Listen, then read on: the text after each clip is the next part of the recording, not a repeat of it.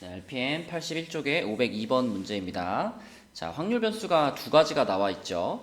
X라는 확률 변수는 정규 분포를 따르는데 평균이 A이고 표준 편차가 3이라 그랬으니까 이렇게 쓸 수가 있을 거고요.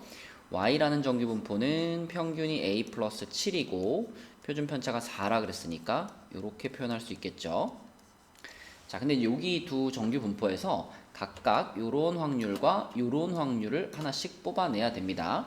자, 그럼 여기에서 이제 우리가 P, X가 B보다 크거나 같을 확률 요걸 찾아볼 건데 정규 분포에서의 확률은 다 표준화를 통해서 구하죠. 그래서 요 B라는 값을 표준화 시켜버리면 자, P, Z 표준 정규 분포에서의 B를 표준화시키면 거기서 평균을 빼주고 표준 편차로 나눠주는 거니까 자, 요럴 확률이 나오겠고요. 자, 그 다음에 요 Y라는 정규 분포에서는 P, Y가 B보다 작거나 같을 확률입니다. 따라서 얘도 역시 표준화 시켜가지고 바꿔보면 자, Z 표준 정규 분포로 바뀌었고요. B를 표준화 시키면 이번에는 자, 요 녀석을 표준화 시킨 게 요런 정규 분포에 의해서 표준화가 되는 거니까 분모는 4가 될 거고 요 B에서 자 Y의 평균인 A-7을 빼줘야 되겠죠. 요렇게 될 겁니다. 요렇게. 자, 그런데 문제에서 뭐라 그랬냐면 요 확률하고요 요 확률이 서로 똑같다 라고 했어요. 자, 이쪽에 지금 정규 분포 그래프를 하나 갖다 놨는데 이것이 이제 일반적인 정규 분포가 아니고 표준 정규 분포의 그래프라고 생각을 하면 여기가 0이 되겠죠. 표준 정규 분포는 0이고 여기가 자, Z. 그러면 이 3분의 B-A 라는 값이 어디 있을지 모르겠지만 뭐 아무데나 한번 찍어 볼게요. 자, 만약 여기가 3분의 B-A라는 지점이다 라고 가정을 하면 그러면 이 확률은 뭐가 되는 거냐면 Z가 그것보다 크거나 같다 라고 했으니까 이쪽 영역의 넓이 그죠? 표준 정규 분포 그래프에서의 이쪽 영역의 넓이가 바로 이 확률을 뜻하게 될 거고요. 그러면 이 녀석, 이 녀석은 초록색으로 자, 요 확률을 표시할 때 자, 요 값이 어디에 있을지 모르겠는데 그 값보다 작거나 같을 확률을 구했을 때 그게 아까 전에 여기 그려놓은 요 확률과 동일해야 돼요. 그러면 이번에는 부등호 방향이 작거나 같으니까 이 녀석의 값은 어디쯤에 있어야 되겠냐면 자, 얘를 그대로 0을 기준으로 반대로 대칭시킨 이렇게 대칭시킨 요 위치에 요렇게 4분의 B-A-7이라는 값이 여기에 놓여가지고 그거보다 작거나 같을 확률 그러면 요쪽 영역이 딱 색칠돼야 그래야지 문제에서 원하는 조건이 만족되지 않을까요? 요렇게 0을 기준으로 서로 대칭인 위치에 놓여야지만 이쪽 넓이와 이쪽 넓이가 서로 같아질 수 있겠죠. 그죠? 그러기 위한 조건은 이 녀석과 이 녀석이 0을 기준으로 같은 거리만큼 떨어져 있는 거니까 결국 부호만 반대인 두 수가 돼야 되겠습니다. 자, 그래서 뭐 요 놈한테 마이너스를 붙일까요? 얘한테 마이너스를 붙였을 때 자, 이렇게 앞에다가 마이너스를 하나 붙여주면 그 녀석이 요 놈과 똑같아지겠죠. 이렇게 놓고요. 그 다음에 양변에다가 12를 곱하겠습니다. 12를 곱하면 그러면 여기는 마이너스 3이 생길 거고요. 요게 이제 B-A-7의 분배가 될 거고 여기는 4가 분배가 돼가지고 4B-4A가 되겠네요.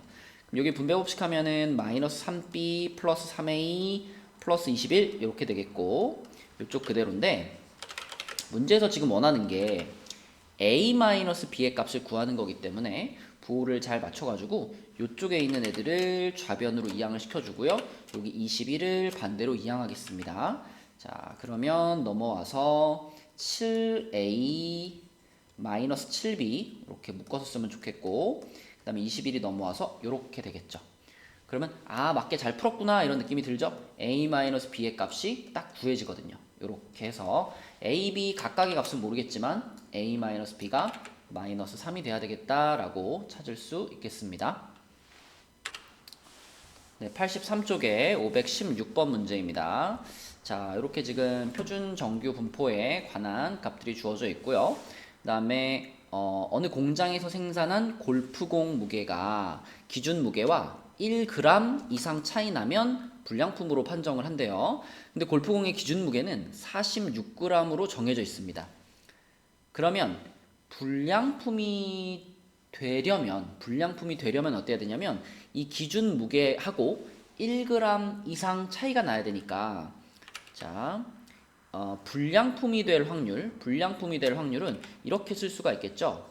P X를 골프공의 무게라고 한다면 X가 46g보다 1g 이상 가벼워가지고 45g 이하가 되거나 또는 P X가 이 기준 무게보다 1g 이상 더 무거워서 X가 47g 이상이 되면 이게 불량품으로 판정될 확률 이렇게 생각할 수 있죠. 자, 그런데 이 공장에서 생산하는 골프공의 무게는 평균이 요거고 표준 편차가 요거인 정규분포를 따른다 라고 했으니까 자, 정규분포 45.5, 0.5의 제곱이라는 요런 정규분포를 따릅니다. X가. 그럼 끝났죠? 요 정규분포에서 요로 할 확률 더하기 요로 할 확률 이걸 구하면 되는 거니까 우리는 얘를 표준화 시켜가지고 활용을 해주면 되겠네요. 자, 그럼 요거 하나씩 표준화를 시켜보면은 P 표준화 시켜서 Z로 만들면 자, 45라는 값을 표준화 시켜야 되겠죠? 요걸 활용해가지고 그러면 45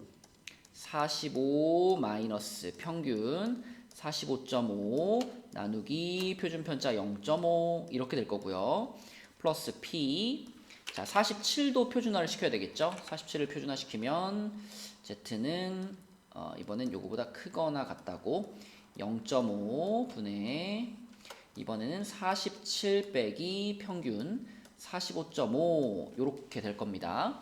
그러면은 앞조건은 표준화시킨 값이 마이너스 1이라는 거 보이죠? 그래서 P Z가 마이너스 1보다 작거나 같을 확률 플러스 P 자, 요거는 3 되는 거 보이죠? 그래서 Z가 3 이상일 확률 요렇게 되겠고요. 자, 그럼 대략 여기다가 그냥 눈에 잘 보이게 그려보면 여기가 0이니까 1이 뭐 여기쯤, 2가 여기쯤, 3이 여기쯤 3에서 이렇게 잘라가지고 3보다 클 확률 요쪽 하고요. 그 다음 요쪽에 마이너스 1, 요쪽에 마이너스 2, 요쪽에 마이너스 3 이렇게 있을 텐데 마이너스 1 이렇게 해가지고 마이너스 1보다 작거나 같을 확률 그러면 요쪽 그래서 요 빗금친 부분의 넓이의 합을 구하면 되겠죠? 빗금친 부분의 넓이의 합을 구하면 되겠고 자 그러면 요 끄트머리 부분은 3보다 큰 부분이니까 자 이 표준정규분포에서 요 놈의 나머지 부분이다 라고 볼 수 있겠죠? 지금 요 가운데 0을 기준으로 요만큼 영역 요 영역의 넓이가 요게 0.4987입니다 라고 말해준 거기 때문에 그럼 이 나머지 영역 요 나머지 영역의 넓이는 이걸 0.5에서 빼서 0.0013 이렇게 구할 수 있을 거고요. 자, 그 다음에 이쪽 영역의 넓이는 역시 표준정규분포표를 이용하면 0과 1 사이의 넓이와 같을 거기 때문에 0.3413이 되겠습니다. 0.3413 자 그러면 이쪽 파란색 빗금친 영역은 0.5에서 요걸 빼면 되기 때문에 0.1587이 되겠죠. 그럼 우리가 찾고자 하는 확률은 결국 0.1587 더하기 0.0013 이렇게 돼서 합쳐보면 0.16이다 라고 찾을 수가 있겠습니다. 네, 표준화 문제예요. 정규 분포에서 가장 많이 나올 수 있는 문제 패턴이죠. 네, 84쪽에 525번 문제입니다. 자, 어느 학교 A반, B반 학생들의 몸무게를 조사했더니 A반은 평균이 47.3, 표준 편차가 7인 정규 분포를 따른대요. 자, A반의 몸무게를 나타내는 확률 변수를 그냥 헷갈리지 않게 A라고 하겠습니다. 이렇게. 자, 그 다음에 B반 친구들은 어떤 정규분포를 따르냐면 50.1, 5제곱이라는 정규분포를 따를 겁니다. 이렇게. 자, 그랬을 때 A반과 B반의 학생 수가 서로 같다 그랬어요. 중요한 조건입니다. 이 학생 수가 서로 같기 때문에 우리는 학생 수를 확률과 동일하게 연산해도 되는 겁니다. 문제에서 지금 A반 학생 중 몸무게가 55kg 이상인 학생의 수가 B반 학생 중 몸무게가 Kkg 이상인 학생 수의 2분의 1배라 그랬잖아요. 여기서는 학생수로 이야기를 했지만 어차피 전체 학생 수가 같기 때문에 A반의 학생 수와 B반의 학생 수가 같기 때문에 우리는 이것을 학생 수라고 생각하지 않고 확률로 바꾸어서 봐도 문제가 없는 거죠. 여기도 확률로 바꿔가지고 잠깐 확률로 써보면 이렇게 됩니다. 자, A반 중 몸무게가 55kg 이상일 확률, 그것이 B반 학생 중 몸무게가 Kkg 이상일 확률에 얘의 2분의 1배다. 그럼 앞에다가 이렇게 2분의 1을 붙여가지고 같다, 이렇게 식을 세울 수가 있겠죠.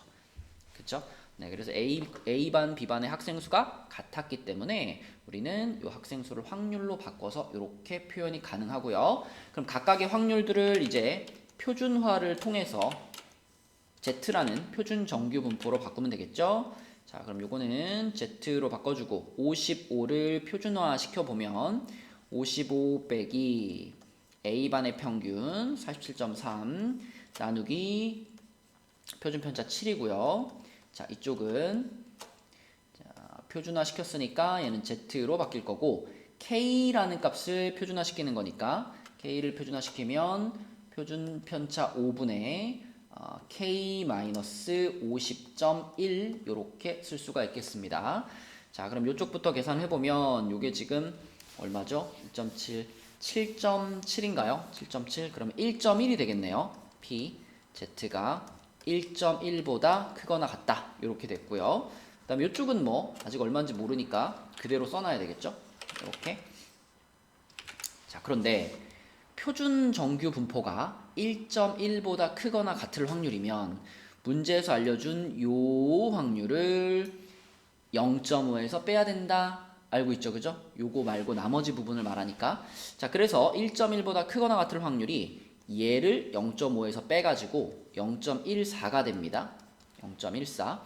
그럼 0.14가 자, 요거하고 같아야 되는데 그러면 내가 여기 앞에 있는 2를 양변에 2를 곱해서 처리해버리면 0.28 이것이 요 확률이 되겠죠? 그쵸?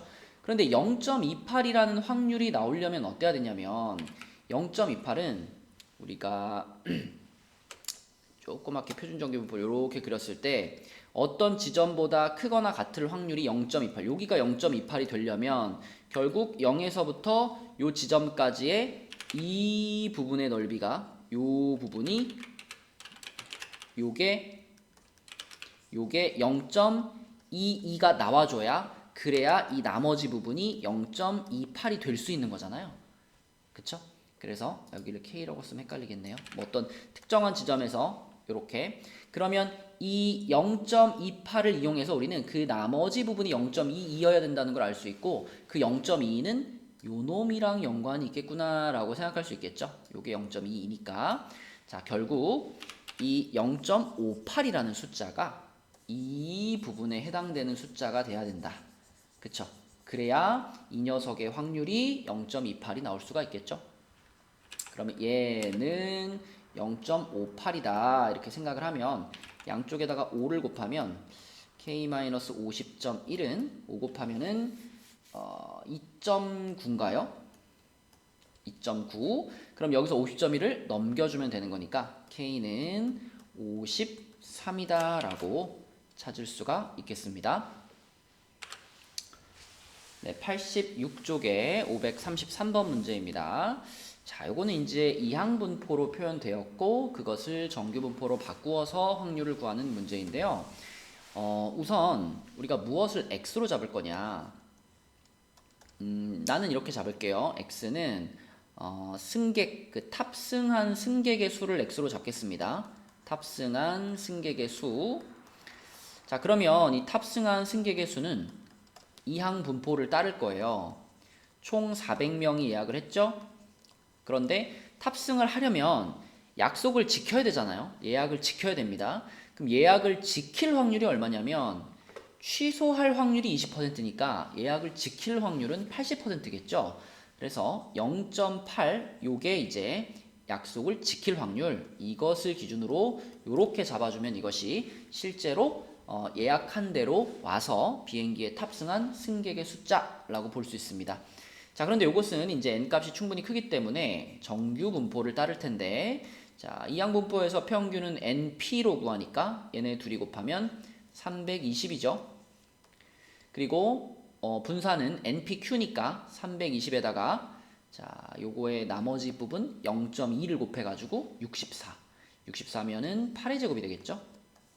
자, 이것이 x라는 확률 변수, 그러니까 승객수가 따르는 정규 분포입니다. 자, 그런데 그 탑승객이 정원을 초과하지 않아야 되기 때문에 지금 우리가 궁금한 확률은 뭐냐면 이 탑승객의 숫자가 정원 340명 이하가 될 확률을 구하고 싶은 거예요. 그쵸? 그래야지 다 자리가 부족하지 않고 다 탈 수가 있겠죠. 340명 이하로 탑승객이 와야지만. 자, 그래서 이 확률을 구할 거고요. 얘를 역시 표준화를 통해서 구해보면 Z로 바꿔주고 340을 표준화시키는 거니까 340에서 평균을 빼주고요. 표준 편차 이렇게 붙여주면 결국 요거는 Z가 얼마 이하냐면 8분의 20이니까 2분의 5가 되겠죠. 그러니까 2.5 이하가 됩니다. 2.5. 그럼 여기서 지금 2.5까지가 0.4938 이렇게 나와 있으니까 이 확률은 2.5부터 0까지가 아니라 그 아래로 쭉이잖아요. 그러니까 우리가 자, 요것이 정규 분포 그래프라고 생각을 했을 때 여기가 0이고 여기 정규 분포면 여기가 Z가 되겠죠? 그럼 2.5가 이쪽에 있잖아요. 여기가 2.5인데 여기서 말한 0.4938은 요만큼의 넓이가 0.4938이라는 거고 우리는 그냥 2.5보다 작으면 되잖아요. 0보다 클 필요 없으니까 우리가 원하는 건 이만큼 전체를 원하는 거기 때문에 자, 여기까지. 그래서 얘는 0.5에다가 0.4938을 합쳐야 되겠죠. 그래서 0.9938 이것이 정원을 초과하지 않을 확률이 되겠습니다. 네, 534번 문제입니다. 자, 한 번의 시행에서 10점을 얻을 확률이 8분의 1, 1점을 잃을 확률이 8분의 7이라고 했어요. 그럼 우리 10점을 얻는 경우를 생각하기 편하게 요거를 성공이라고 해봅시다. 성공. 자, 그러면 우리가 일단 x라는 확률 변수를 성공한 횟수로 잡을게요. 성공한 횟수. 그러면 이 성공한 횟수 x는 이항 분포를 따르겠지요. 총 448번 도전을 했고요. 성공할 확률이 8분의 1이니까 자, 이렇게 생긴 이항 분포를 따를 겁니다. 자, 그럼 얘는 정규 분포로 바꿀 수가 있겠고 NP 하면은 얼마인가요? 56인가요? 56, NPQ 하면은 49니까 요렇게 되겠죠. X는 요러한 정규 분포를 따를 거예요.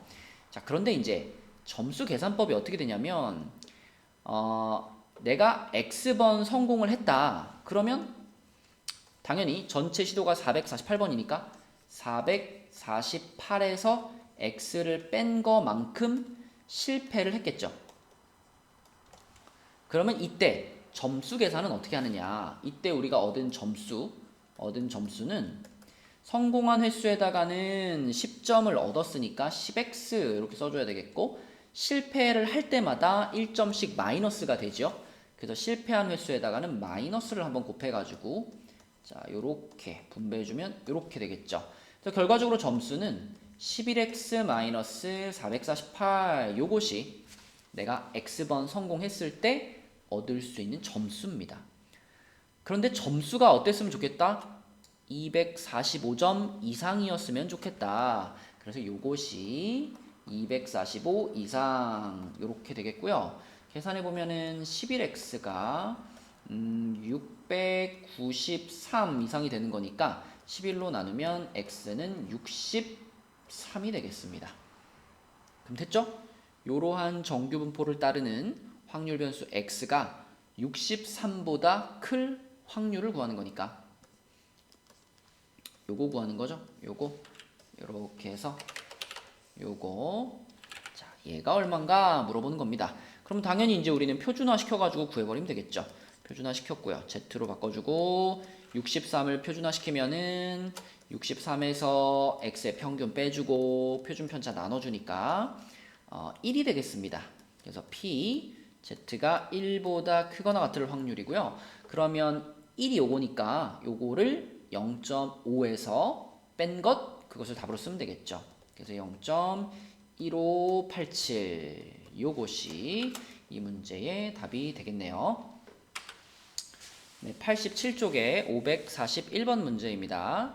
자, 이제 새 학생이 등장을 해요. 새 학생이 등장을 하는데 일단 그 A라는 학생은 일반 학생인데요. 일반 학생들의 정규 분포는 어떠냐면 40,3의 제곱 요런 정규 분포를 따릅니다. 일반 학생들이. 근데 이 일반 학생들 중에 A라는 학생이 있고요. 그 A라는 학생의 봉사 시간은 얼마냐면 42시간이에요. 또 2반도 있는데 2반 아이들은 평균이 46이고 표준 편차가 7인 정규 분포를 따릅니다. 요게 2반 아이들이고요. 2반 아이들 중에 B가 속해 있는데 B라는 학생은 봉사 시간이 47시간이에요.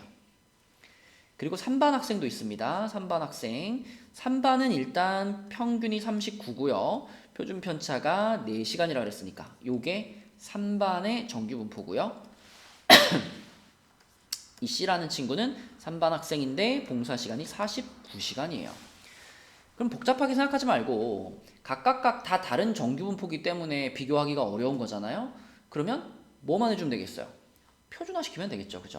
A라는 애는 표준화 시켰을 때 이 A 1반에서의 이 A라는 녀석은 표준화 시키면 얼마에 찍히고 그죠? B 이 친구는 2반에서는 47인데 이걸 표준화 시켰을 때는 어디에 찍힐까? 그 다음에 C반에 있는 이 친구도 표준화 시키면 얼마가 될까? 셋 다 그냥 표준화만 시켜주면 끝나는 겁니다. 그러면 모두 다 하나의 표준 정규 분포의 표시가 가능하니까 가장 오른쪽에 있는 애가 상대적으로 가장 많이 한 애가 되겠죠. 그쵸? 자, 그럼 A라는 학생부터 표준화를 시켜보면 그럼 이렇게 쓸까요? ZA라고 쓸게요. 그럼 얘는 3분의 42를 에서 40을 뺀 거니까 3분의 2 요게 A라는 녀석의 값을 표준화 시켰을 때의 값입니다. 자, 그 다음에 ZB라고 해볼게요. B는 7분의 47 마이너스 46 이렇게 되는 거니까 B라는 친구의 값을 표준화시키면 이렇게 될 거고요. 그 다음에 ZC를 표준화시키면 얘는 4분의 49 마이너스 39 이렇게 됐으니까 요거는 2분의 5가 되겠네요. 그쵸? 그러니까 여기를 0으로 해가지고 찍어본다면 B라는 친구는 7분의 1이니까 0에서 살짝 여기쯤에 이제 B라는 녀석을 표준화시킨 이 ZB가 위치하는 거고요. 그 다음에 3분의 2는 그거보단 좀 크잖아요. 7분의 1보단 좀 크니까 여기쯤에 ZA가 위치하는 거고요. 그 다음에 C라는 녀석을 표준화시킨 것이 압도적으로 크죠. 그래가지고 얘는 뭐 저기 뭐 한 여기쯤에 여기쯤에 ZC가 존재하는 이런 상황이 되겠습니다. 그러면 이 선들의 위치가 누가 가장 상대적으로 봉사 시간이 기냐를 나타내는 거죠. 그래서 C가 압도적으로 제일 길고요. 그 다음이 A, 그 다음이 B가 되겠다. 그래서 C, A, B 순서니까 답은 4번이 되겠습니다.